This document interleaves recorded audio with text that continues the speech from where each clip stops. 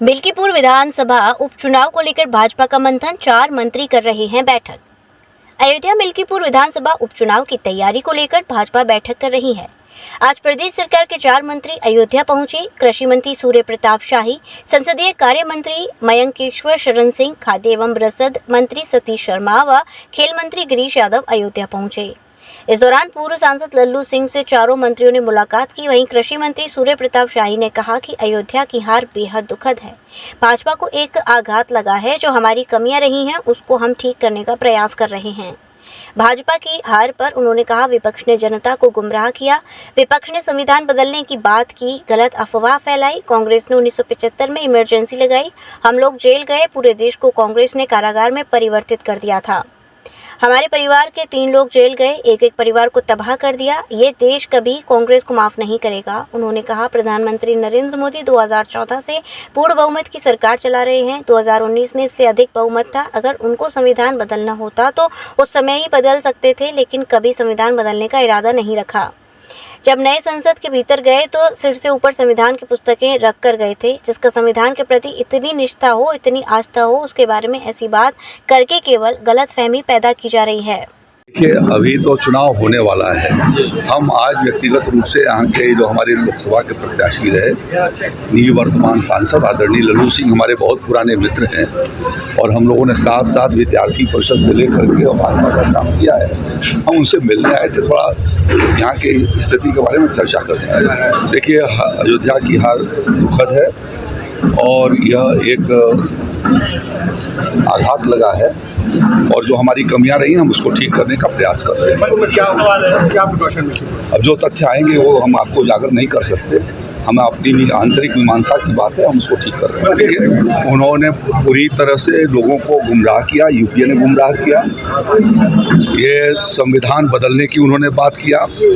मैं और मेरे मित्र माननीय लल्लू सिंह जी 1975 में हम लोगों ने कितना इमरजेंसी को भोगा, किस तरीके से पूरे देश को उन्होंने कारागार में परिवर्तित कर दिया था।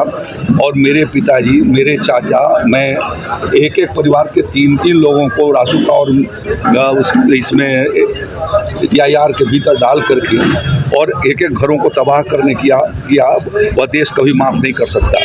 आदरणीय प्रधानमंत्री नरेंद्र मोदी जी 2014 से पूर्ण बहुमत की सरकार चला रहे हैं और 2019 में इससे आज जो मेजॉरिटी है उससे काफ़ी ज़्यादा थी। यदि उनको संविधान को बदलना होता तो उस समय बदल सकते थे, लेकिन ये कभी भी इरादा नहीं रहा।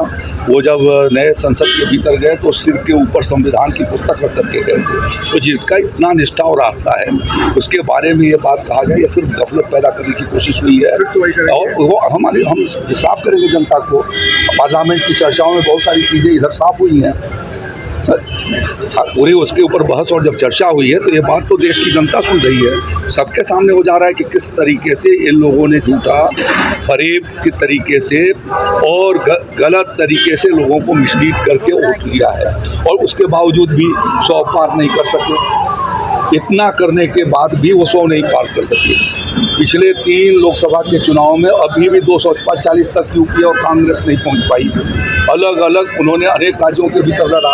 तो ये तो सिर्फ जो है वो भारतीय जनता पार्टी, एनडीए और मोदी जी को रोकने के लिए उन्होंने जो एक तरीके से लोगों को भ्रम पैदा करके कोशिश किया है। तो बालू का किला बहुत दिनों तक नहीं रह सकता, वो धीरे धीरे ढह रहा है और ढह जाएगा। तभी तो आज पुलिस के वरिष्ठ अधिकारी गए हैं और कार्रवाई किया है।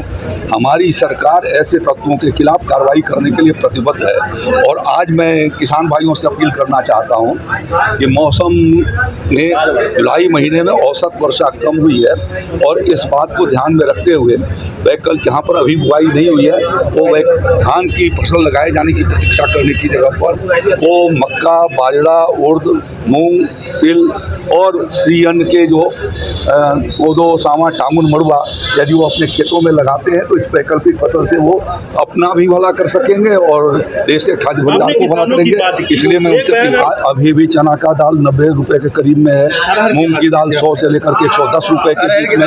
एक दाल की बात मैंने नहीं किया था, मैंने दाल की औसत कीमत कही थी और आप सबकी कृपा है कि आप किस चीज़ों को तरीकों को तोड़ करके आप प्रस्तुत कर देते हैं।